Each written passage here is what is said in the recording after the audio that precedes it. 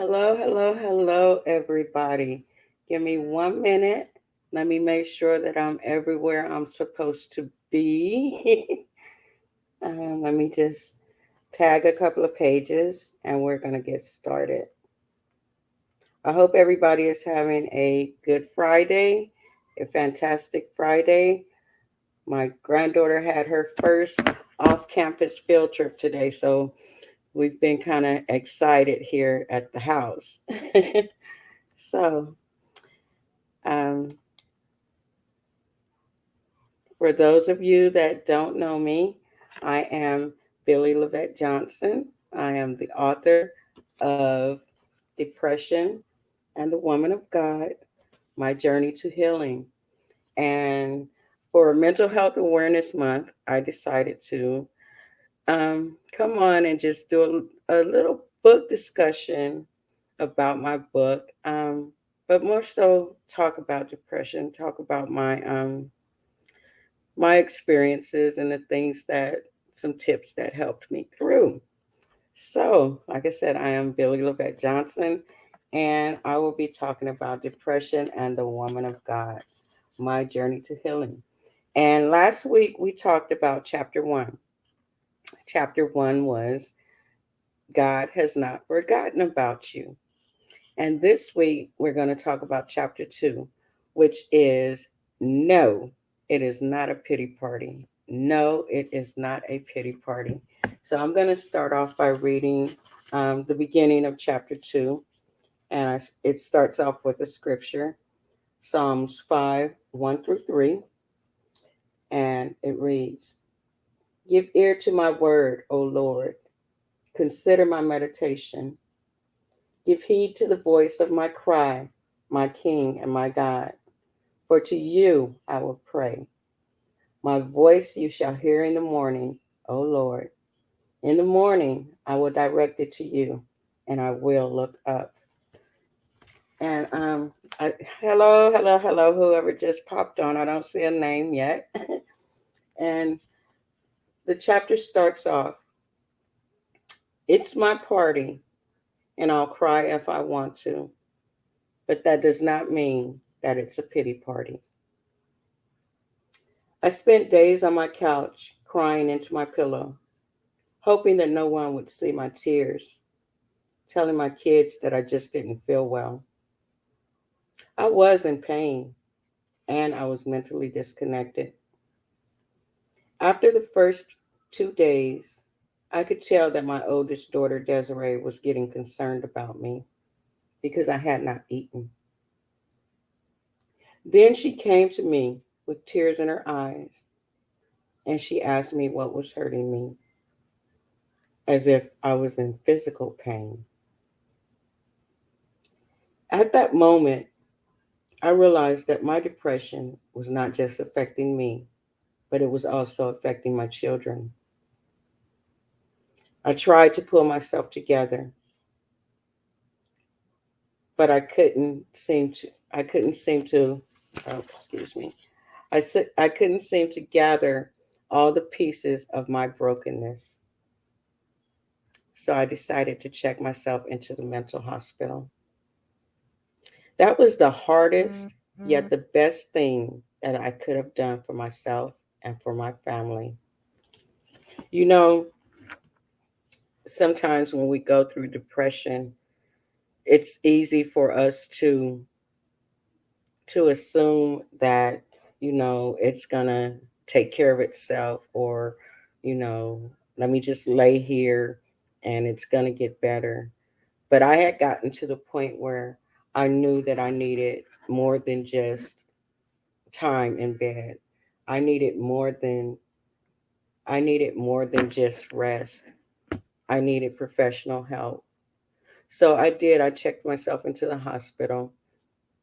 And like I said, that was the best thing that I could have done for me and my family, because there I got the attention that I needed, the mental attention that I needed.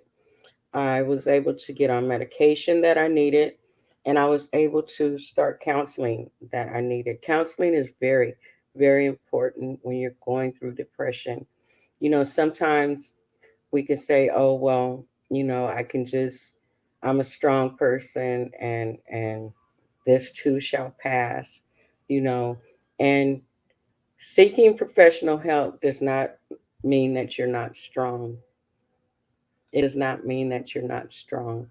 And going through depression and seeking help, talking about it, does not mean that you're having a pity party.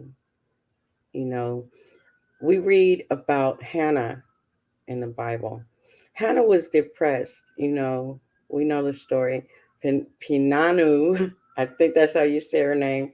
She she she was a pest to Hannah. Hannah couldn't have children, and that caused Hannah to be sad.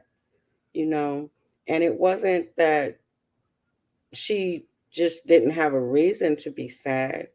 There's a lot of women that desire children, and it causes them to feel a certain type of way.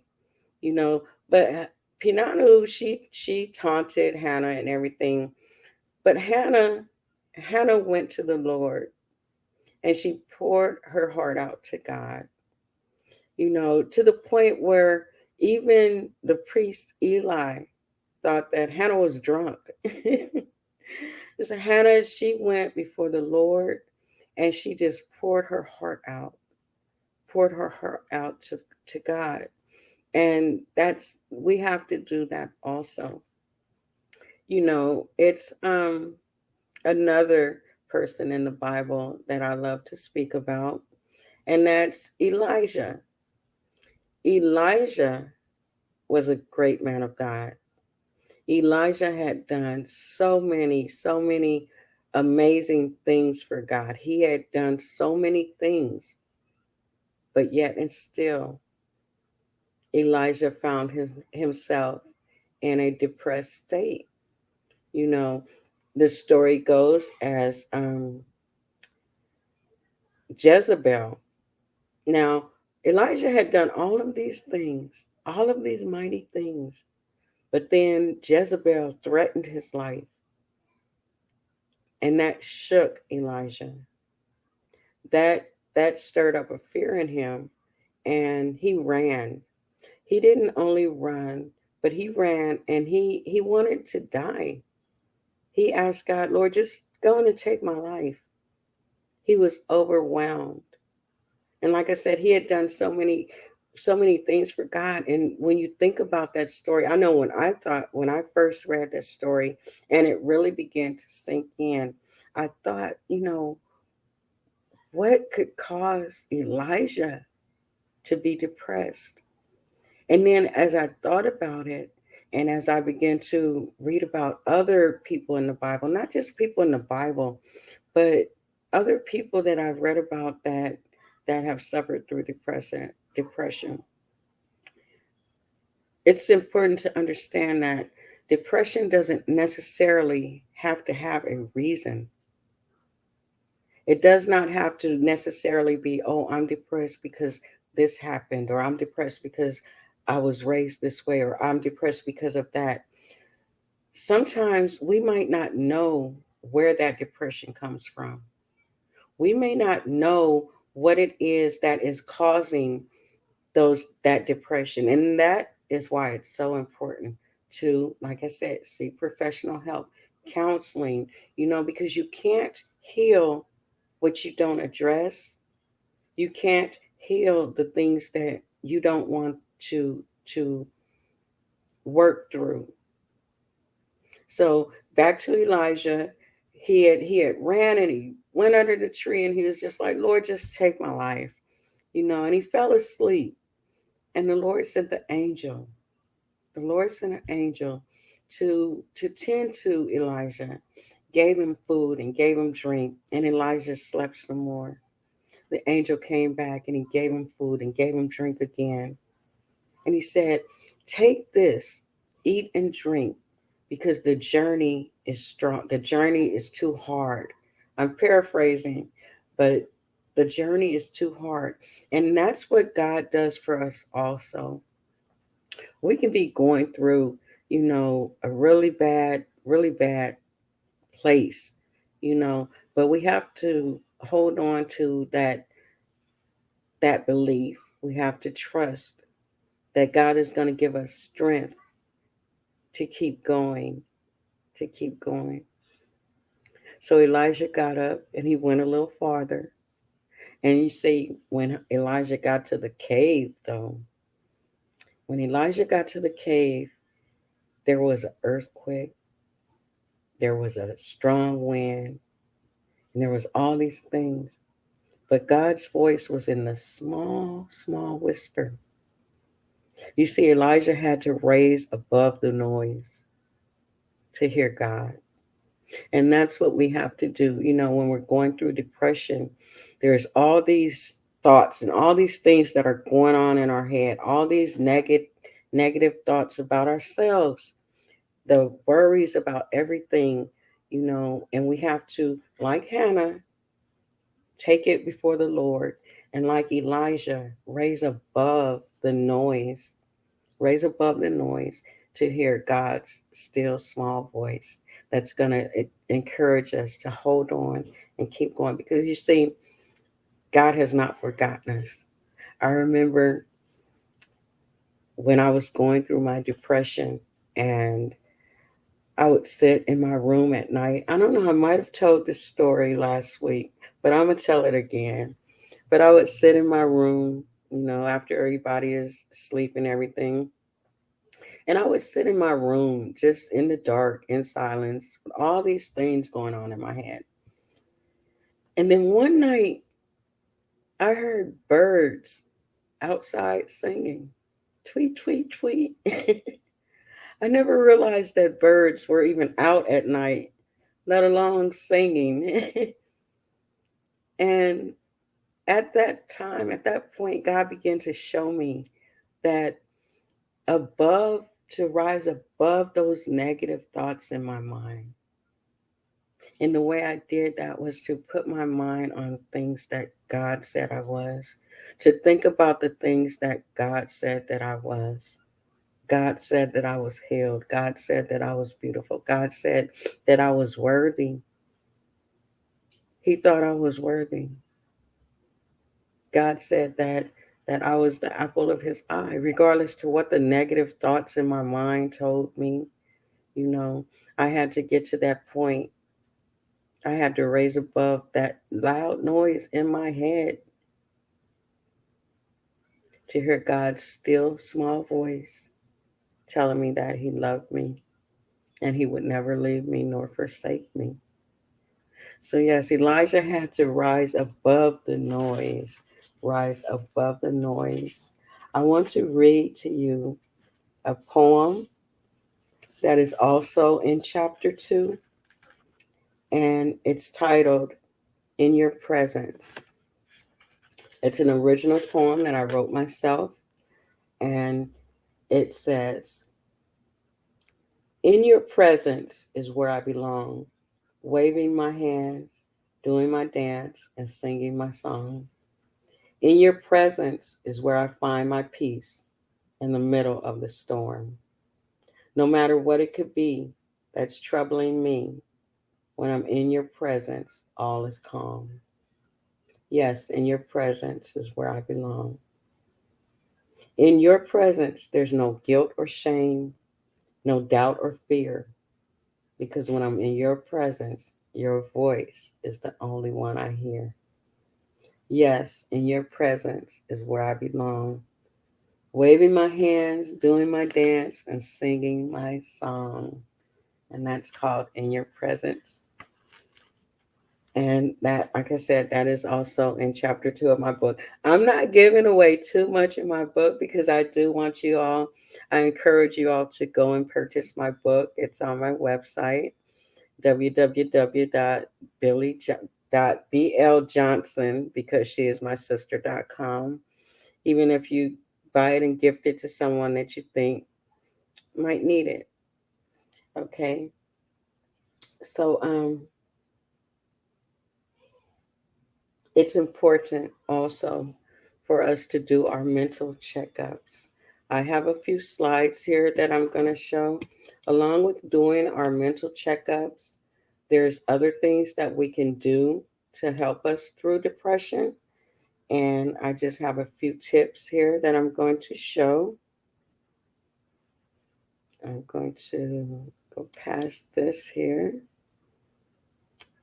and past this. One of my go to scriptures is Philippians 1 and 8. It says 1 and 6 there, but it's, yeah, 1 and 6. Being confident of this very thing, that he which hath begun a good work in you will perform it until the day of Jesus Christ. That is one of my favorite scriptures because that lets me know that what God has begun in me, he's going to keep working. He's going to keep working on me, and he's going to keep on and keep on until the day he comes back for me. You know, I'm it says being confident of this very thing, and I am confident of this very thing, that he that has begun a good work in me will continue it to the day that he comes back for me. Remember, you're not alone. You're never alone when it comes to depression. Sometimes we might feel alone, but there's other people. So many people suffer in silence. But I want you to know that you're not alone, and it is okay to talk about it. It's okay to talk about depression.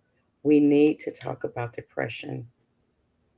So, some of the things, the coping skills that you can do to help you when you're going through a depression: one, like I said, seek professional counseling. That's one of the best things you can do. If you know of someone that may be going through depression, encourage them to seek professional help. But you also make sure that you're kind, make sure that you're approachable, and you go to them with an understanding heart, not judgmental, not you know anything like that. Make sure that you're doing it from your heart, and that you go to them in a loving and kind way. Okay, number two is seek spiritual guidance. Seek spiritual guidance. That is also so important because depression is not just a battle with our emotion, it's not just an emotional or mental battle, it is also a spiritual battle. For us women of God and men of God, that is a spiritual battle. You see, the devil uses depression to attack us with, to throw us off of our assignments, to throw us off of our game, you know. So we rise above those things that the enemy is trying to do to us and try to make us feel. And we take it to the Lord and we seek spiritual guidance. Then talk with supportive family or friends about how you are feeling. That's very important. When you keep those feelings bottled up inside of you, it doesn't go away. It doesn't go away. It's gonna be there until you open that bottle and you let those feelings out. And that's where the healing begins. you know I remember when I first started counseling, and I would go and I would sit there, and I just thought, just by me being in counseling, that's all I needed to do was go. But see, you have to go. You have to be honest with yourself when you go, and with your counselors. You have to be honest because they can't help you in the areas that you need help if you're not honest about how you're feeling and the things that you're going through. So it's very important to talk about your feelings, and it's not always easy. I know that. I've been there. It's not always easy, but we take it a little at a time, and we open that bottle and we let those feelings out, and we begin to heal. We begin to heal from those feelings. Okay. And then there's the National Suicide Prevention Hotline is on the screen. And that is 800. I'm sorry, it's 800 373 3255, I believe. And if you know of anyone that's suffering with depression that you know, may have a those suicidal thoughts and things, there's the number. I encourage you to pass it on.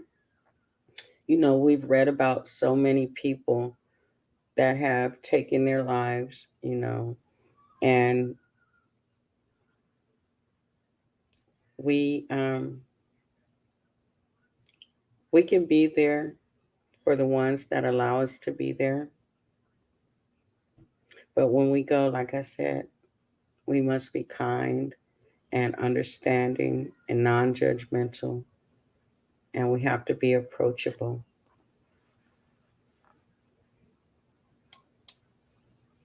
Some things that you can more coping skills.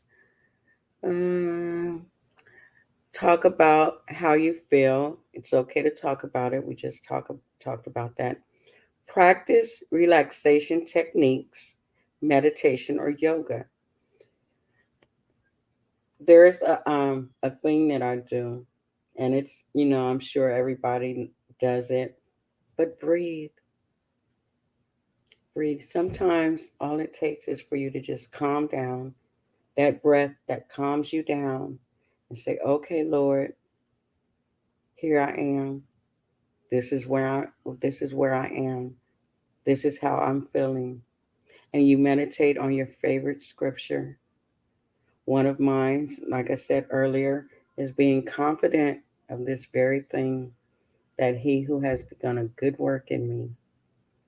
So you just breathe and you concentrate on those good things that God says about you. Okay? Exercise. I'm not good at that part, at that one, but I do know that exercise is good for you. What I do is to take a short walk, take a short walk. And when you're out in the just walking and looking at the things that God has created, the trees and the birds, and looking at the sky, and just admiring the things that God has created, it gives you a calming comes over you, and you're able to talk to God. You're able to talk to God. I don't know, it's something about being outside and walking and just looking at the trees and things.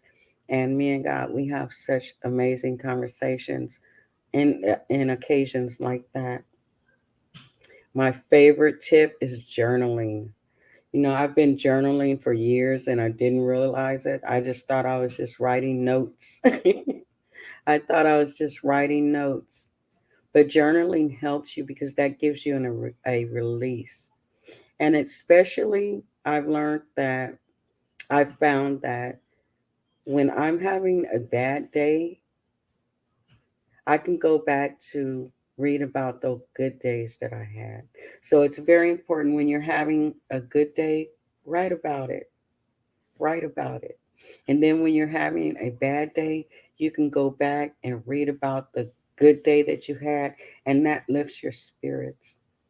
Then you can say, yeah, every day is not bad. I did have a good day. Let me turn this into a good day. Okay. And again, don't be afraid to seek professional help. Some things that you can read. Some things that you can read. Number one, the Bible. The Bible. Find your scripture. And if you're not, all that familiar with the Bible, go to Psalms. Start reading in the book of Psalms. And sometimes I'll just go to Psalms and I'll just open it and just begin to read and just begin to read. That's a great book to read, Psalms. Okay. There's another book and it's called Overcoming Depression Bible Study, and it's by James Hunt. I found that was a good book. That was a good book also. And Rediscovering Your Destiny by my friend Dr. Marlena Sherman Linton. I um I love her book. I love her. She's a great woman of God, and You guys can always, I encourage you to purchase my book, Depression and the Woman of God, My Journey to Healing by B.L. Johnson. My book is full of scripture. My book is full of my personal testimony. My book is full of stories of people in the Bible that dealt with depression. And it's also full of insights and tips and different things from a woman of God that went through depression. It's not, I'm not a doctor. I'm not, this big time person. I wrote what God gave me to wrote. I wrote my testimony. And the last slide is I am more than depression.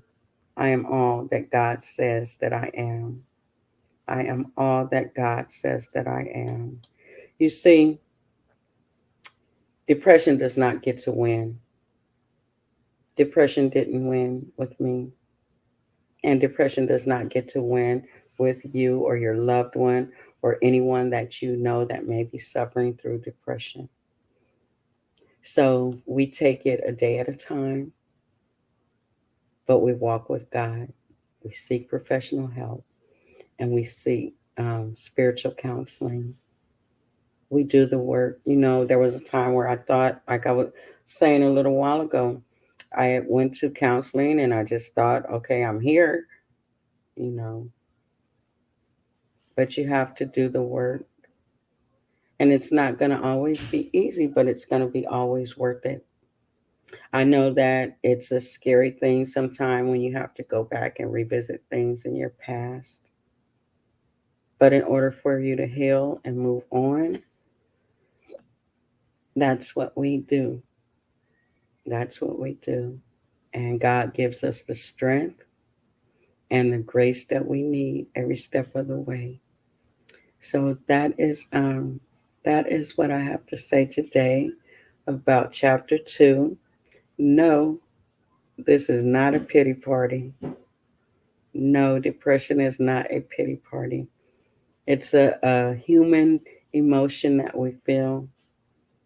It's that feeling, that overwhelming feeling, that everything, unwanted, unloved, unappreciated, those feelings.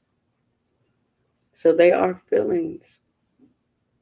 But just like God gives us doctors to help us through our physical health, He also gives us doctors that will help us through our mental health. So I say it and I say it often, even if you don't know what you're feeling. And I'm not saying every bad day is depression. I'm not saying that. But if you're feeling some kind of way and you don't quite know what it is, talk to somebody. It's okay to talk about it. It is okay to talk about it. Talk to your pastor, seek professional help, talk to a family member that may have been through depression. Reach out, reach out. You're not alone. So I will see you all next week. And chapter 3 is titled Stop This Ride. I want to get off. Stop this ride. I want to get off. So I hope to see you guys next week as I continue to walk through my book, Depression and the Woman of God, My Journey to Healing. It is available on my website, www.B.L.Johnson, because she's my sister.com. Okay, and you can also find my other products on there as well. I have a 12-month planner, Visions, Goals, and Dreams, and I also have a t-shirt line, t-shirt collection. So I will see you all next week. Have a blessed weekend. And remember, it's okay to talk about it. Bye.